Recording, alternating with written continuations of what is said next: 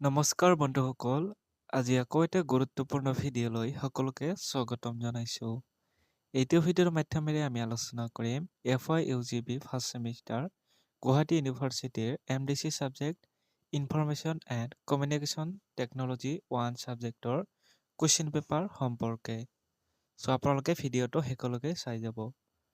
আপোনালোকে স্ক্ৰীনত চাব পাৰিছে ছেমিষ্টাৰ 1 MDC অৰ্থাৎ মাল্টিডিচিপ্লিনাৰী কোৰ্স পেপাৰ কোড দিয়া আছে। তাৰপিছতে information and communication technology question paper 2024 co total mark 45 আৰু পাছ কৰাৰ কাৰণে আপোনালোকে 18 মাৰ্ক পাব লাগিব আৰু টাইম দিয়া থাকিব 2 hours অৰ্থাৎ 2 ঘণ্টা। কুৱেশ্যন নম্বৰ 1 ৰ পৰা আমি আৰম্ভ কৰিছোঁ। কুৱেশ্যন নম্বৰ 1 টো দিয়া আছিলে যে তলত দিয়াবোৰৰ নিৰ্দেশ অনুযায়ী উত্তৰ লিখা। এই নম্বৰত দিয়া আছিলে যে প্ৰাইমাৰী ষ্ট'ৰেজ লেহেমীয়া, অধিক ব্যয়বহুল আৰু স্থায়ী। গতিকে এইটো সঁচা নে মিছা প্ৰশ্ন আমাক সুধিছিলে। গতিকে এইটো মিছা হ'ব। এনচাৰটো লিখিব পাৰে মিছা। এইবাৰ আমি বি নম্বৰ কুৱেশ্যনলৈ আগবাঢ়িছোঁ। বি নম্বৰটো প্ৰথমে ডেছ আছে। Dash is an output device. Fill in the blanks. খালী ঠাই পূৰণ কৰিব দিছে আৰু অসমীয়াত লিখা আছে এটা আউটপুট ডিভাইচ। এইটো কাৰেক্ট এনচাৰটো আপোনালোকে খালী ঠাইত লিখিব monitor is an output device অৰ্থাৎ মনিটৰ এটা আউটপুট ডিভাইচ।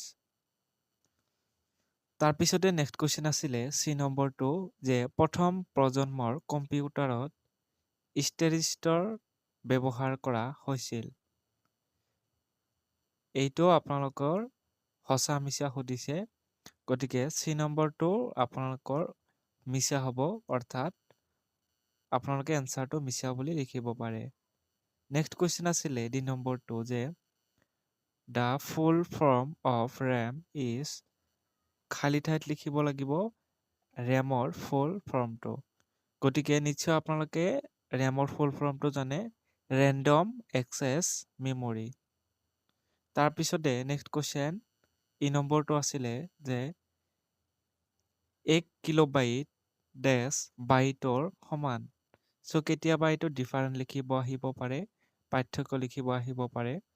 আপোনালোকে লিখিব 1 কিলোবাইট 1024 অৰ্থাৎ 1024 বাইটৰ সমান। এইখিনি আপোনালোকৰ আছিলে 1 নম্বৰীয়া কুৱেশ্যন। এতিয়া আমি আহিছোঁ 2 নম্বৰ কুৱেশ্যনলৈ। 2 নম্বৰ কুৱেশ্যন দিয়া আছে তলৰ প্ৰশ্নবোৰৰ যিকোনো 5টাৰ উত্তৰ দিয়া 2 মাৰ্কৰ কুৱেশ্যন এইখিনি। এই নম্বৰত আছিলে 25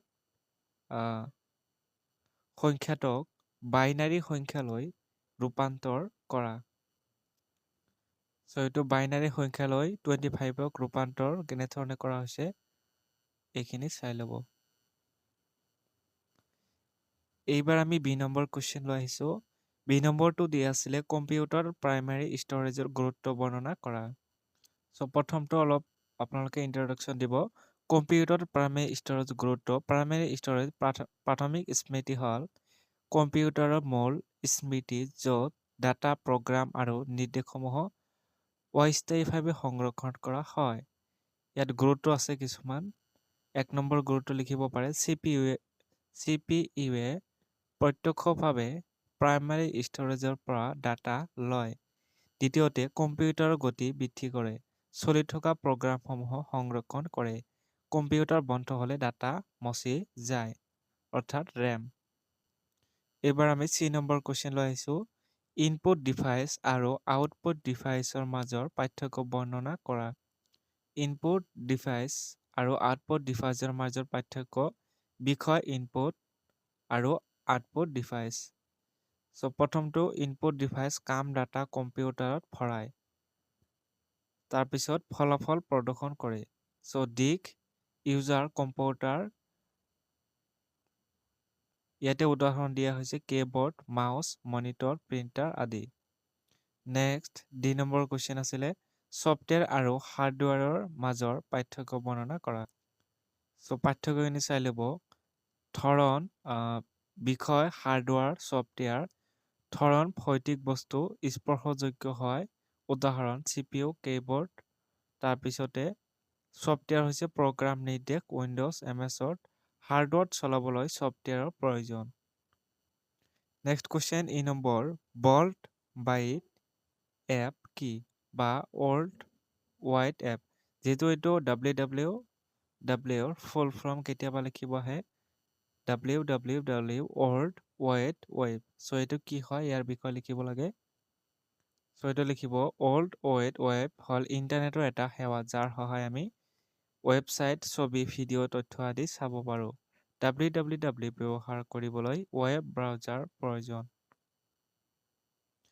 তাৰপিছতে নেক্সট কুৱেশ্যন এফ নম্বৰটো আছিলে কম্পিউটাৰত ৱেব ব্ৰাউজাৰ কিয় ব্যৱহাৰ কৰা হয় চ' কিয় ব্যৱহাৰ কৰা হয় ৱেবছাইট খুলিবলৈ ব্যৱহাৰ কৰা হয় দ্বিতীয়তে ইণ্টাৰনেটৰ তথ্য চাবলৈ তৃতীয়তে অনলাইন শিক্ষা অৰ্থাৎ ই-লাৰ্ণিং ইমেইল ভিডিঅ' আদি ব্যৱহাৰ কৰিবলৈ উদাহৰণ গুগল ক্ৰম ইত্যাদি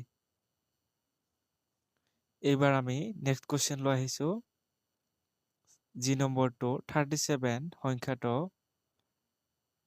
হেক্সাডেচিমেল সংখ্যালৈ ৰূপান্তৰ কৰা যিটো আমি 1 মাৰ্কৰ পৰাই পাইছিলোঁ চ' এইটো আপোনালোকে চাই ল'ব দিয়া আছে এইখিনি আনসাৰ নেক্সট কুৱেশ্যন আছিলে এইচ নম্বৰটো যে 1001001 বাইনাৰী সংখ্যাটোক সংখ্যালৈ ৰূপান্তৰ কৰা চ' ইয়াৰো এনসাৰখিনি দিয়া আছে চাই ল'ব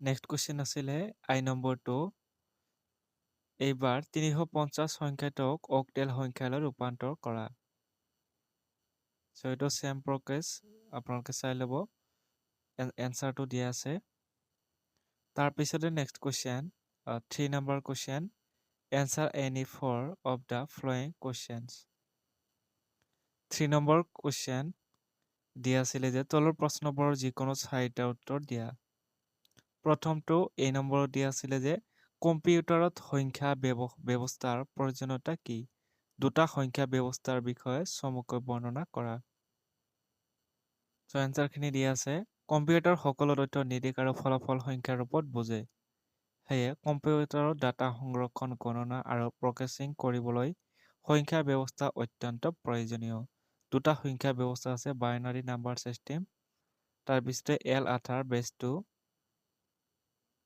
চ' গোটেইখিনি দিয়া আছে এইখিনি চাই ল'ব নেক্সট আছিলে বি নম্বৰটো প্ৰথম প্ৰজন্মৰ কম্পিউটাৰ আৰু দ্বিতীয় প্ৰজন্মৰ কম্পিউটাৰৰ মাজৰ পাৰ্থক্য চমুকৈ বৰ্ণনা কৰা চ' এইখিনি দিয়া আছে প্ৰথম আৰু দ্বিতীয় প্ৰজন্মৰ কম্পিউটাৰ পাৰ্থক্য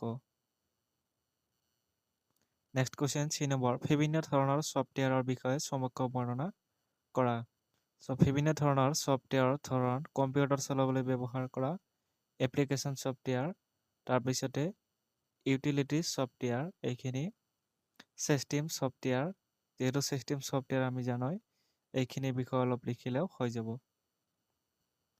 নেক্সট আছিলে ডি নম্বৰটো ফ্ৰেছফেক্টিক ষ্ট'ৰেজ প্ৰযুক্তি আৰু পৰম্পৰাগত ষ্ট'ৰেজ প্ৰযুক্তিৰ মাজৰ পাৰ্থক্য লিখা চ' এইটো দি আছে flash based storage and traditional ষ্ট'ৰেজৰ পাৰ্থক্য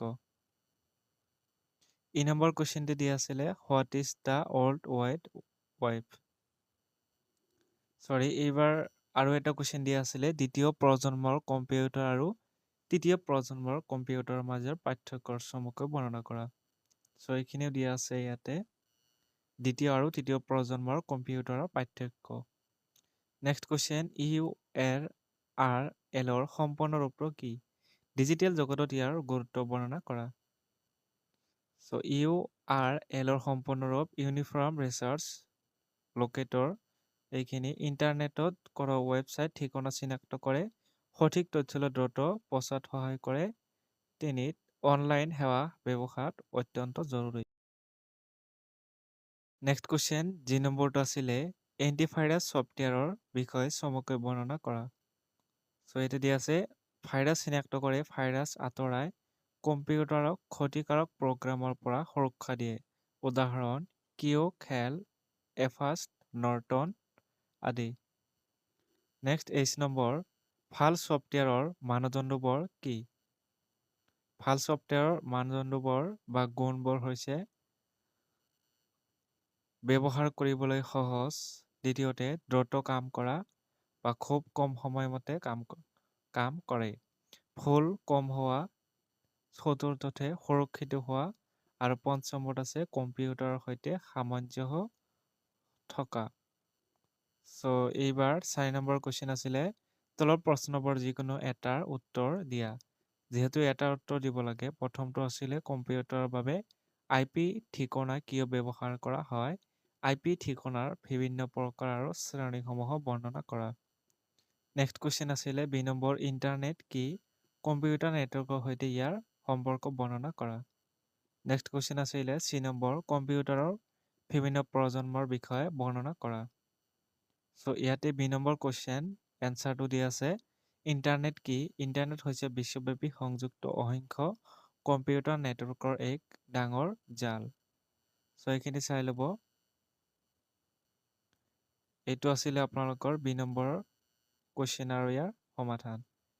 যিহেতু যিকোনো এটা লিখিব লাগে ইয়াতে সেইকাৰণে এটা দিয়া হৈছে। গতিকে ভিডিঅ'টো ভাল লাগিলে শ্বেয়াৰ কৰিব, লাইক কৰিব আৰু চেনেলটো ছাবস্ক্ৰাইব কৰি ল'ব।